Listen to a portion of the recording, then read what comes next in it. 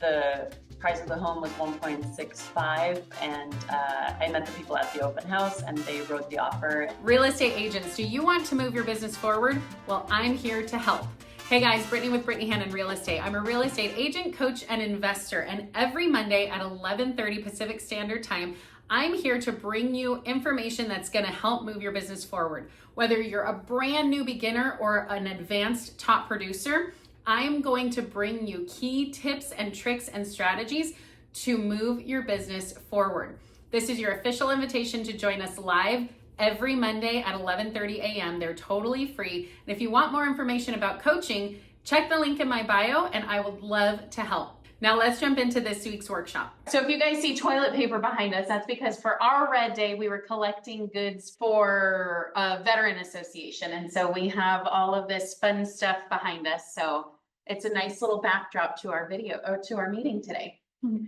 Okay, so today we're doing things a little bit differently. We have Valerie Menka here with us. She was Rookie of the Year for our market center here. And she has done she's had a lot of success with open houses. And so I wanted to bring her in to talk about open houses, but it's gonna be Q&A style. So what I want you guys to do is I want you to put questions in the chat that you might have. I have some questions for her, so I'm gonna have her be going over some stuff for us, but I want you to put any questions that you have in the chat, and we're gonna be going over it just Q&A style. So make sure that you are active in the chat. Let us know that you're here. We want to know that you can hear us and that you're participating. So I have the chat open and I'm seeing some people in here. Mia and Rochelle, thanks for joining us. So first off, Val, I want you to give us a little bit of your history of you in real estate. And I also specifically want you to touch on open houses and the success that you've had with them. Yeah. So I just got my license 1.5 years ago. And I moved down to Ventura from a different town. So right around the time I got my license and started working or joined Keller Williams is when I moved to this town. So I knew almost no one. I maybe knew 5 people. So that's maybe not the greatest start to be successful quick in real estate. And I did a lot of networking and all that, but I also kind of quickly figured out that open houses would be the easiest way for me to meet a lot of clients. And I've closed so far in the 1.5 years, I've closed 2 of my transactions through open houses, but they were the ones with the highest commission checks, which is awesome. That is awesome. 2 out of how many? How many transactions did you have last year? So it's been overall 6 or 7 transactions. Okay, 6 or 7 transaction total. And last year was your first full year in real estate, right? Okay. So 6 or 7 total, 2 of those have been through open houses, and those 2 were your highest commission checks. Yeah, so I met like the highest one was the price of the home was 1.65, and I met the people at the open house and they wrote the offer, and they accepted another offer first, so it fell out of escrow twice, but my clients were still interested, and I think 5 weeks later maybe we went into escrow and then closed that. Nice. Love that. Love that. Okay, so I see some questions coming in. I'm going to ask her some questions, and we're going to do this kind of conversation style, and I'm going to throw in some of these questions as we see fit, but I will get to all these questions. So tell us just in general, your basic, I'm going to leave those there. I'm distracted. Tell us in general your open house process. Like, what's your strategy? What are your best practices that you feel like have made it so that you're successful? I think one of the most important things is that it's a good open house, that it's, I mean, the best ones are the ones that are where it's the first weekend. The other transaction I closed from an open house was an agent, a very experienced listing agent that doesn't do his own open houses. And the property went live on Friday. I did Saturday and Sunday. I had like 60 people come through each day. And then I met these clients, and they didn't write on that property, but we wrote an offer on a property maybe 2 months later and got that one. And so just having it be the first weekend was so important for having 60 groups come through versus you know, been sitting for 3 months and it hadn't had a price reduction, then maybe you'll get 2 people and maybe that's not a good use of your time. So I think picking the right open house, and then if I can, I door knock around the open house. Maybe, you know, if I do the open house on a Saturday, I'll door knock on the Friday because I don't want to be too rushed, you know, on the day of the open house. But I mean, like just doing any door knocking at all is better than nothing. So if you can only do it before, then that's great. And if you can't do any door knocking, then I think just doing the open house is still better than not doing the open house. And then, yeah, I mean, I post about it on my social media. And then, yeah, I mean, I have a couple of things I feel like for having it be a good experience. I bring a speaker, I play music, I play kind of mellow background music. Sometimes I feel like it's a little awkward if it's just, you know, silence and kids and they walk through and you try to not stare. And then I don't do any snacks in our market. I feel like maybe I would if it was the first weekend. And I mean, I would for my own listings, but I don't buy stuff every week. I mean, I try to do 3 or 4 open houses a month. So I feel like I also kind of want to be frugal. Yeah, I mean, efficient. I don't know. Tell us about your sign-in process. Yeah, I kind of went like, I don't know. I don't want to say the wrong things. I know that everyone is like you can say whatever you want because what we're saying is what has worked for you. Yeah. So that's what we're saying. And we're not necessarily saying this is best practice. This is just saying this is what's working. Yeah. So I always kind of set up my computer somewhere, you know, if it has like a kitchen island, then that's why I set up my own computer. And I always either do some of my own stuff, some work, or just kind of have my setup there. But then either there or somewhere close to the entrance, I do have the sign-in sheet. I started really trying to get people to always sign in, and I've just had so many people give me wrong email addresses, wrong phone numbers that I found that a little frustrating. And I've struggled with the fact that they come in and the first thing you do is you want something from them, right? The first thing you do is sign in, you know, and they're like, what? Who are you? I just met you, you know? So I've kind of stopped that. I have it there. And then, you know, I welcome them. I give them, I don't let them just walk in and that's it. Like I welcome them, then I give them a quick run through the house. I try to provide value. You know, it's a 3-bed, 2-bath house. We have 2,000 square feet. There is a detached garage that's also open. If you know, need me to show something like that, where it just feels like I'm actually providing value, saying something like, we do have a termite report on file already. So like kind of look into it a little bit and do your research. And just kind of provide some value because I feel like then they're way more, I mean, then they see why you're talking to them, right? Like you have an actual reason to talk to them. And then I let them walk through the house, tell them, you know, let me know if you have any questions. And then when they're kind of done walking, usually they do have questions, or I try to wrap them into a conversation, and then I'll try to get them to sign in, but after we've had a conversation. So that's been my strategy, and it's been working. And maybe I only get 3 contacts per open house, but they're actually real phone numbers versus a full sheet with half of them are never going to pick up. Yeah. Donald Duck, Mickey Mouse, get a lot of those. So what's your goal when you do open houses? Do you have a set goal of how many numbers you want to get? Do you want to specifically try for buyers or sellers? What's the goal? Well, I feel like, you know, historically it's been a lot of, my focus has been more on buyers just because it feels like to open houses, there more buyers come to open houses, but you do get a lot of neighbors too. So my first question is usually, oh, are you guys local or are you visiting? Because that's kind of a neutral question. It doesn't, I don't know, like especially in the coastal area here, you do get a lot of visitors. And then if they're visiting, then that usually also tells you, oh, maybe they don't have a local agent, or like they just kind of start talking to you. So yeah, that's been helpful. Yeah. So we had another question specific to your, the ones that you closed. The question is, did they write an offer for the house that you were holding open, or did you get them as a buyer to find another house for them? Yeah, the first one was another house. So we closed something, but they were super motivated. And we closed something like 2 months later or 3 months later. So that was for another property. And they were very much, I mean, so my goal at the open house, I think I didn't answer your previous question, but my goal for the open house is to really connect on a deeper level with the buyers. I mean, because you only have those, maybe they're there for 5 to 10 minutes, maybe you're lucky and it's 15. So that's your interview time, right? Like that's the time you have to present yourself as the greatest agent that they could possibly want, you know? So. And how do you do that? I just try to build trust, just, be nice, ask a lot of questions and try to provide value. So something, I mean, what I also do is I bring a list of properties that in that price category or in that town are listed right now. So I never try to sell them on that particular house. I just try to meet them as a buyer or seller, right? So if they're a buyer or a seller even, I'll be like, oh, or for buyers, I'll be like, there's also this one over on X Street. Have you seen that one? And that's also an easy way to get their phone number. If they're like, oh no, I haven't. I'm like, oh, I can text it to you. And it's easy to show if they can or something like that. So just, trying to build that relationship so that they want to work with me in the future.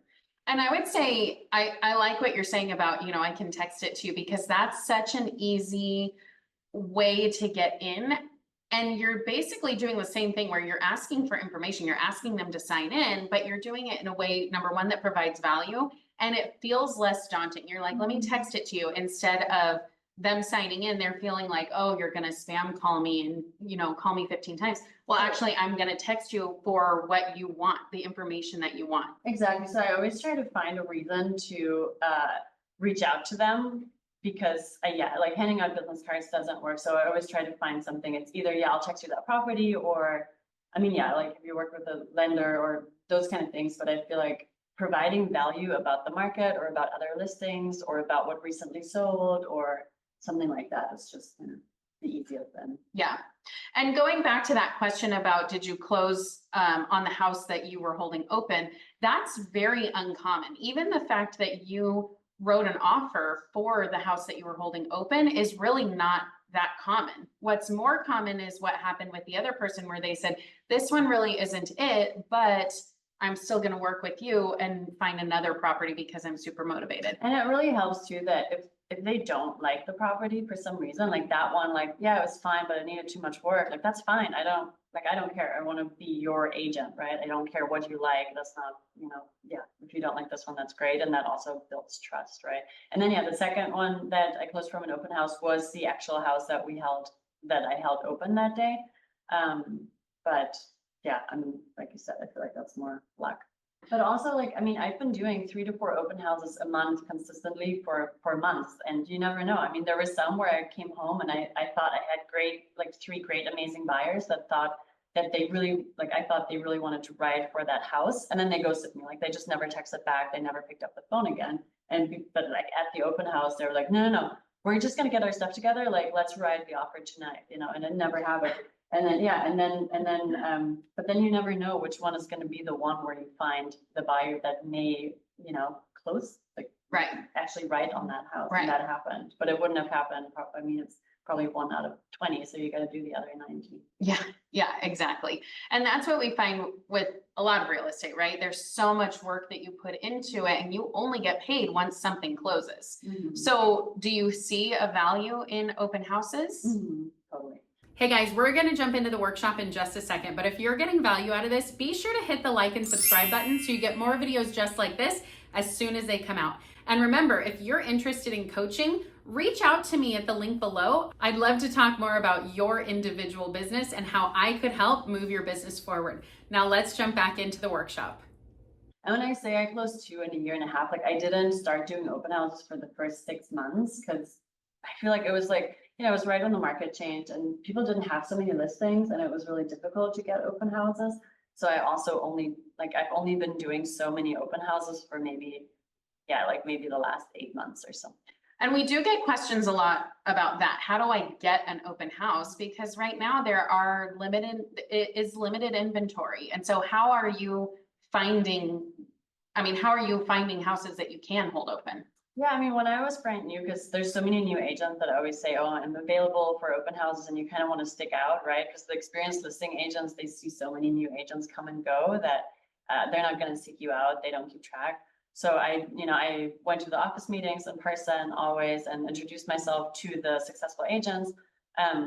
And if they didn't come to the office meetings, because, you know, not all of them do, I just went to their open houses or like their, you know, broker caravan.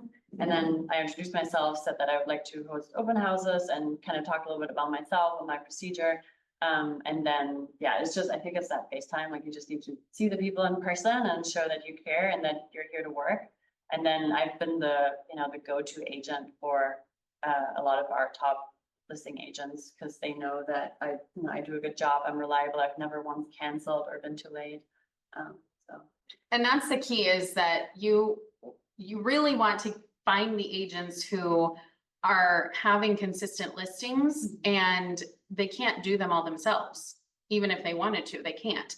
But you're saying you're finding agents who don't do open houses. They don't want to do open houses. And you're the person that they call. That's what you really want to get to. You don't want to have to be chasing these open houses all the time. You want to be the person that they call, the first person they call. Totally. And then you get the first weekend too, right? Like they usually do the broker open and then I get the first weekend, and those are the ones where there's 20 people, right? And then they all want the report at the end, right? Because they want to report to their sellers. So I always do that, and yeah, always on time, always reliable, you know, always log everything, make sure everything's great, and then be proactive about reaching out to them and giving them feedback about numbers and, you know, that the buyers say it was overpriced, that they think it was a good deal, and all that. Yeah, good. So that's a good segue. I want to talk to you about some do's and don'ts. What are some of the key do's and don'ts? I know you talked to me about something that an agent was frustrated about with a different agent. So tell us about some of those. Yeah, like a listing agent told me that, you know, he was super frustrated when a younger agent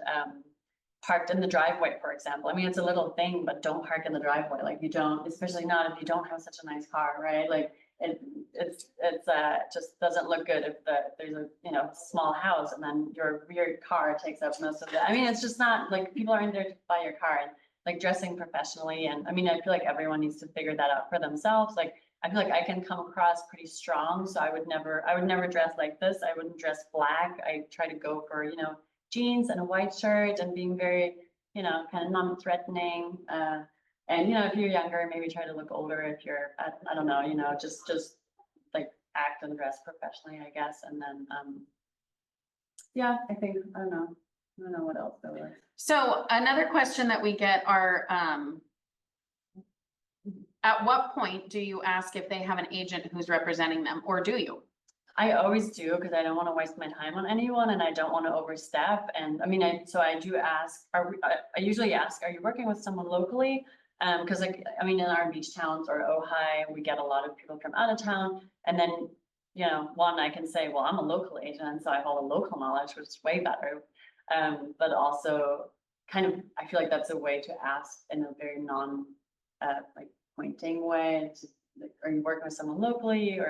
And then if they say no, or if they say yes, then I'll ask who, and some say that they have their out of town agent. And if it's their aunt, then that's also great. I'm not going to argue. I think it's a numbers game. I'd rather like just do 2 more open houses than haggle with someone about the fact whether it's good or not to work with family. Like you're not going to change their mind anyway. Yeah. That's my opinion. Yeah, I agree. Sometimes if it's really something that, you know, they're kind of like, I don't really want to work with them, but their family, I will throw out there, you know, there are ways that we can make this a win-win. I can give them a percentage. We can work something out. There's a referral. We do this all the time. But I agree. I'm not going to be pressuring somebody. I want to work with people who want to work with me. And so if it's very clear that somebody doesn't want to work with me and they're just throwing out some random name because they say they have an agent, then I say, okay, great, good luck. Yeah, and I still try to provide all the value, you know, possible. That like I've had it where a guy said, yeah, my brother's actually an agent. And I'm like, oh, that's great, you know. And then he's like, well, but you know, I don't, like, he's not a very hard worker. I don't know that I want. I was like, well, I'm happy to give him a referral fee too. You know, I see that. And then he was like, I don't want him to just get free money. You know, I mean, now he's my buyer. Like, I mean, I have a lot of buyers that are actively looking from open houses, and he's my buyer now. And I don't know what the brother is going to say about that, but I don't know. Yeah, that's funny. That's not your problem. That's what I was gonna say. What about signage? How do you do your signs? Do you have your own signs? How long did it take you to buy signs? Yeah, I still don't have my own. Okay, sign. so tell us about that, because that was the question about custom signs can get pretty pricey. Yeah, I still don't, I haven't done that. It's on my list, but I just, so far I've been getting away with just borrowing the ones that we have, and I love to take all the signs, but since I do a lot of open houses and I close transactions, everyone's always happy. Like, they're fine reserving the signs for me. So I always take 6, sometimes I take more. And I do flags too. We have flags that we can borrow too. And I think it's fine to just have the generic ones. I mean, I'll print my own, flyers and handouts, and they have my face and my business cards. So if the listing agent has a little stand in there, that all goes into the drawer, like all goes away. And then if they ask, oh, are you the listing agent? Then I'm always like, no, we're working at the same brokerage. So we're like in one team. But the idea is that if a buyer comes in unrepresented, I can represent the buyer, and they can represent the seller, and everyone has their own representation. So it's great for both sides. That's why I'm here and not the listing agent. That's a really good way to put it, because that's going to be something that's key coming up in the future, talking about how important it is for both sides to be represented. So when somebody walks in saying, oh, are you the listing agent? You don't want to just say, no, I'm not. Let me ask the listing agent if they have, if you have any questions. You want to let them know, oh, we're working together just to make sure that everybody is represented fairly. Mm-hmm. And you're not throwing anybody under the bus by doing that, but you are really kind of like proactively bringing up that conversation that is going to be more of a conversation that's in the news and people are hearing.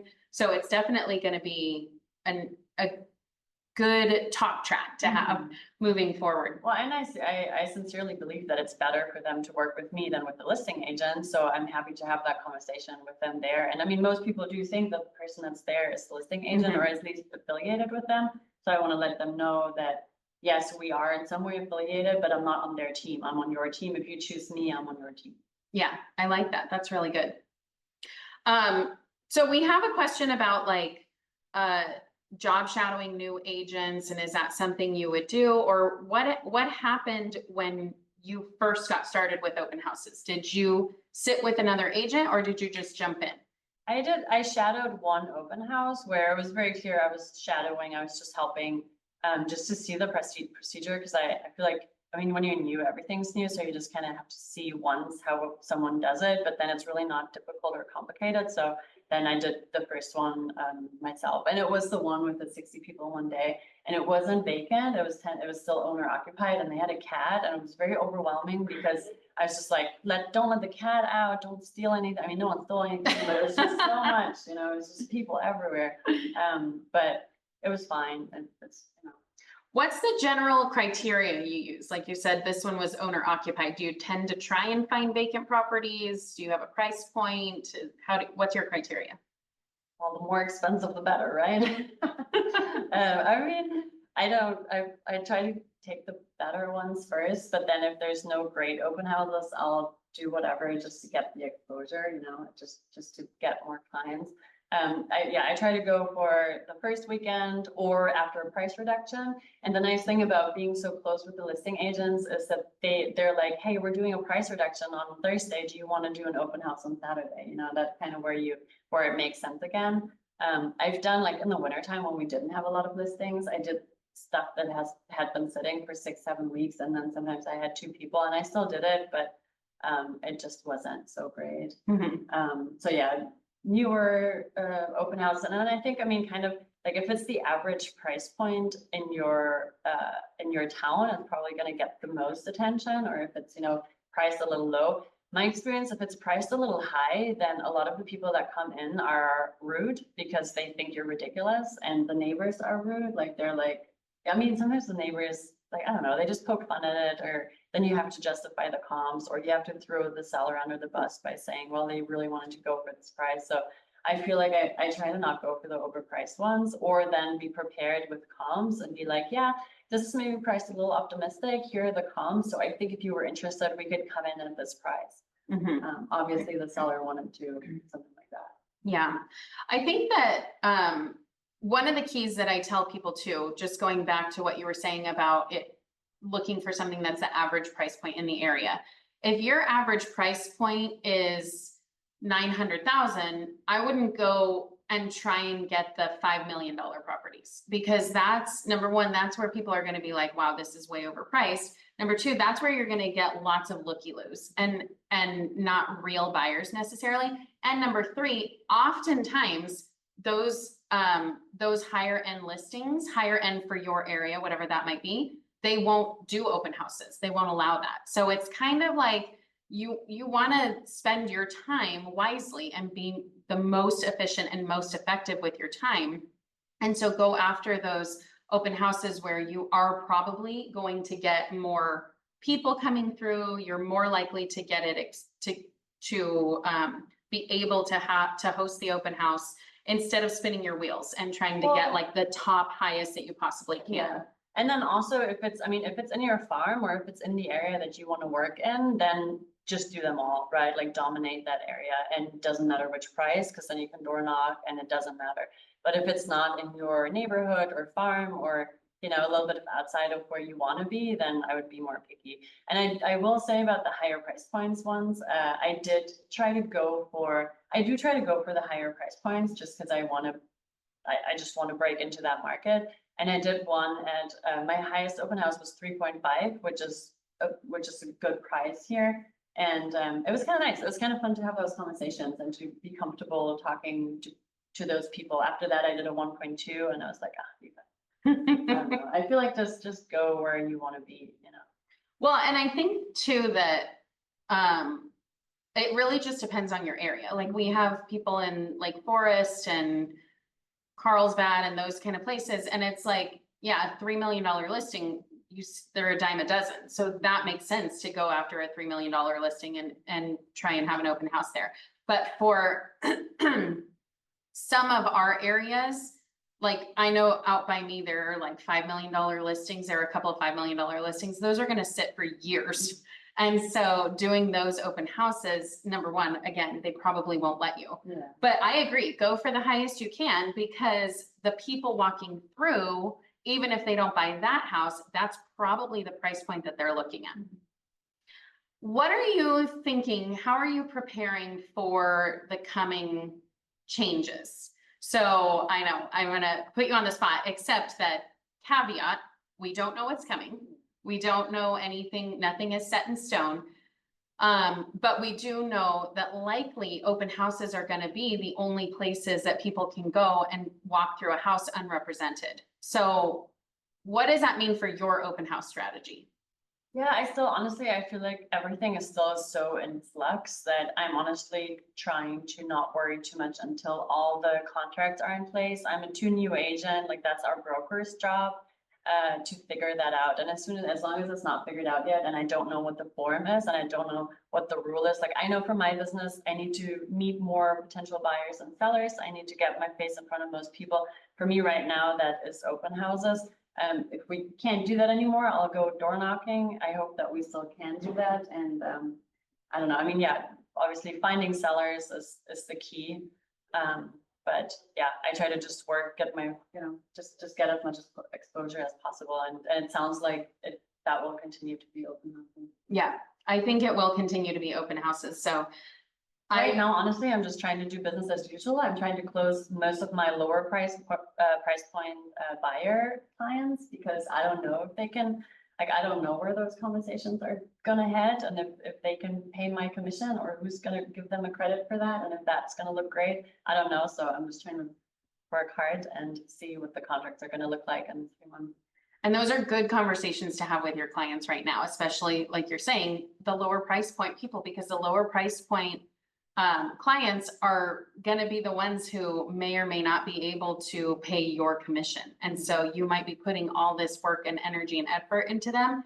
And it may be that they're priced out of the market if they have to pay a commission, or they're going to say, I just can't do this. And now you have to submit an offer requesting a seller credit for your commission when you know it's never going to get accepted.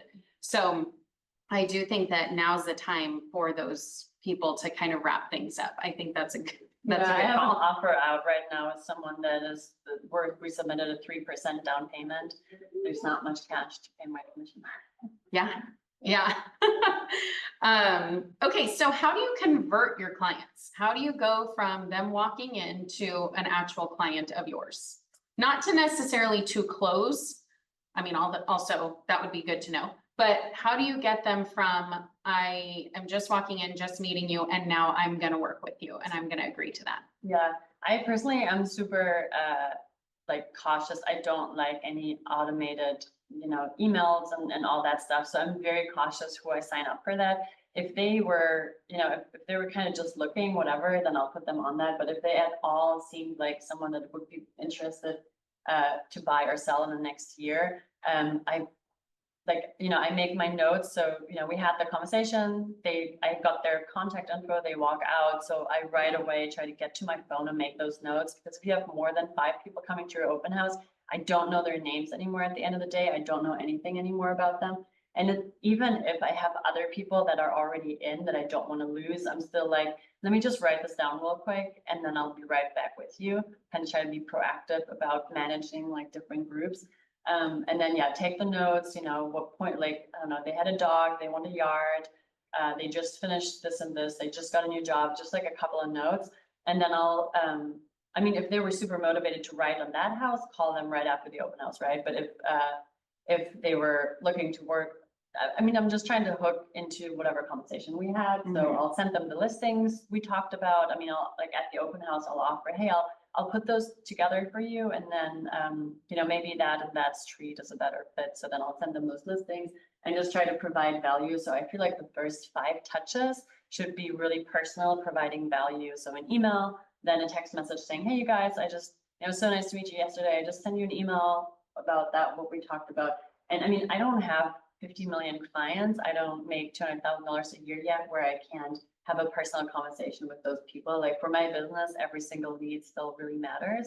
So I don't just, I don't know, I treat that with carefully. Yeah, I think that's good and that's smart. And I like what you're saying is that you don't, you still have the bandwidth to treat each client with personal conversations and based on what your actual conversation was. So how do you see, like, how can you tell if this is going to be a real client who's actually going to move forward with you, or if they are just going to blow you up?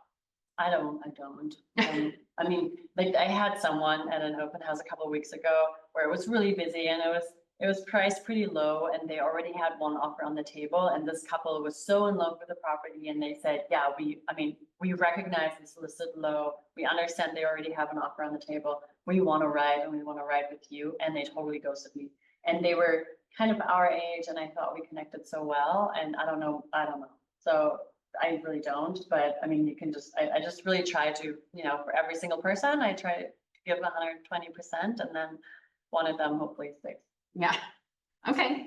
Yeah. And that is true. We have so many people who walk in who are like, yes, yes, yes, I'm all for this. And then it's so easy to ghost people when don't want to talk to them. Are you still following up with those people?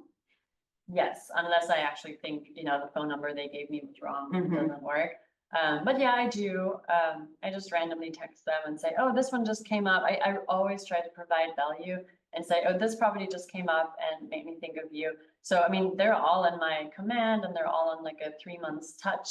But for the people that I thought were actually potential like leads that are going to buy within the next 6 to 12 months, I have a separate Excel sheet where they're categorized ABC buyers so that I just like shortly, every 2 weeks or so, I look at that or because I can't keep track of all those, but then I look at that and I'm like, oh, and then I'll just send them a random property. I text them, oh, this came up and I thought of you guys. Hope things are going well. And just kind of ignore, and either they come back to me or not. Yeah, I think that's good because I feel like for me personally, like I will ignore text messages that come through until I'm like, oh, actually, I do have something for this person, or I do need something from them. Let me find where their text was. And if it was a year and a half ago, it's probably going to be deleted from my phone. But if it's somebody who's been following up, even if I'm ignoring them, at some point I'm going to be like, oh yeah, Val, I want to work with her. I liked her. And I'm going to reach out. I actually just had that. I had some guy who I connected with over 2 years ago. It was in 2021, actually. And he just reached out and was like totally randomly and was like, do you think there are houses available for me in this price point? And I was like, yes, let's jump on the phone. Let's talk. And so it happens, and it's because you are following up, and that's the key. And you never know what's going on in their lives, right? Like real estate is our number one priority and it's maybe priority number 5 or 6 for them right now. Like I just had the client that I'm just having this offer out right now, like for probably 6 months. I mean, they came to me and they had a deadline and they were pre-approved and everything. But probably for 6 months, I kept sending them stuff and they were always like, nah, this doesn't, like they always like made up, it sounded like made up reasons why it wasn't a good fit, even though it totally fit their criteria. And I think it was just because they had personal stuff that needed to be resolved. And like all of a sudden, 6 weeks ago, they like, I sent them something like I always do, and I expected they don't care. And then they did. And they're like, okay, can we see it tomorrow? And I was like, whoa, okay, let's do it. And so sometimes it's, you just don't know, you can't just get discouraged because they don't respond the way you want them to, because they could just be busy doing other stuff. Yeah. Thank you. We got a couple of, we just all of a sudden got a bunch. So, so you talked a little bit about your open house follow-up process. How often are you continuing to call them? Can you, like the question is, how often are you continuing to call them if they don't answer for several attempts? And the answer is you just keep doing it, or you put them on a smart plan. It kind of depends what the question. I mean, if they were just nice and they said that they were potentially interested sometime in the future, I just I don't know, maybe, I mean, if it's sometime in the future, then it's not a real, like they don't want to buy right now. So, I mean, if they were interested in this particular house, I feel like I go from calling to texting pretty quick. I just like to text them listings. I feel like that gets the most response, you know, saying, or maybe that property that I met them at, it's an escrow. So I'll let them know what it's an escrow for. You know, just kind of find reasons to connect and find similar properties. Just kind of that. And yeah, I mean, I kind of switch it up, try a call, try a text. If they never answer the phone, I tend to not leave voice messages, but then text, because I don't listen to my voice messages when I don't have to. Same. I feel like just kind of feel it out. If it's a motivated buyer, you know, stay more on top of it but without getting annoying. If it's someone that's looking to buy sometime in the future, I don't call them weekly because there's nothing for me to talk to them about. Do you have a go-to text script that you'll send out, or is it always personalized to the conversation? I don't know. I mean, I think, you know, we have kind of our own scripts in my head. I think, you know, I probably say very similar things to everyone at this point, but I talked to the top agent at our brokerage who runs a team, and she still does not do automated anything. She also I mean, you have the 5 minutes at the open house, and then you have kind of 5 touches after that, in my opinion, to build some kind of trust. So I don't do something that feels like it's a bot, because we all get spammed too much. So I really try to keep it personal. And then if after the 5th attempt, I'm not getting a response, then maybe they go on just an automated drip campaign. I don't, you know, and then they still have my contact, and then I'll text them once every 6 months or 3 months. Good. For your flyers, do you have the property information? Do you also have loan information, or like other houses, like you were saying, that are on the MLS that are around that, or is that just for your own purposes? What are your flyer? What do you pass out? The flyer is just the property, and it's just like, it's mainly just, well, I print the MLS stats because some people like to just see the numbers, even though, you know, it doesn't have, I don't know, but it has random information. And then I have a little header with my information, my photo, and it's all branded to me. So it all looks like me. I don't have loan information. Like there's still so much cash and you don't know what the people's situation is. So I don't usually do that.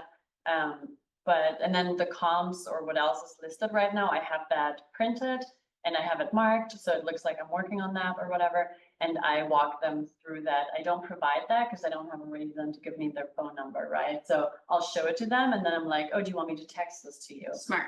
Yeah. I like that. Because when you provide it, they're like, oh, good, I'm going to go look at this on my own. Well, or it's like handing a business card, right? Like, I'm never going to call you. Yeah.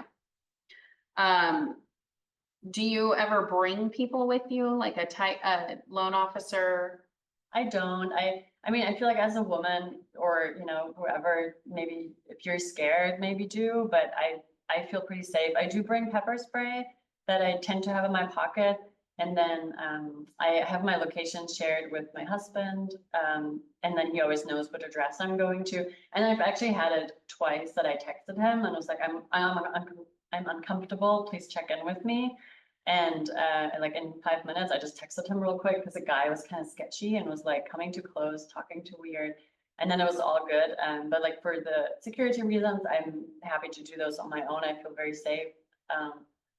And for, I don't think it's actually helpful to have someone like that. I feel like we have 5 minutes to interview for the position as agent. And if I have someone else interfering with that and they're being targeted from two sides, I feel like it's not helpful. I know that some people like that and feel like it's more chill. I don't know if it's, I don't know. For me, it doesn't work. I think that there are definitely pros and cons to that, because I do agree. You're trying to sell yourself. You're not trying to sell somebody else who's there with you. So I for sure think don't go with another agent. Yeah. I think if you want to go with somebody, especially for safety reasons, have it be a lender, have it be somebody like that who can also provide value. But yeah, I agree that Well, and then maybe like with the lender too, it's like I mean, a lot of people, if it's a seller, they don't need the lender there. And yeah, I feel like it's already such a, like, there's so much, I feel like sometimes I'm like tiptoeing around them so much to not feel too pushy and too salesy, but provide value and have a conversation. And I feel like I would have to have someone that I really vibe with very well for that to work. But I feel like there was one property that was really big. It had a detached unit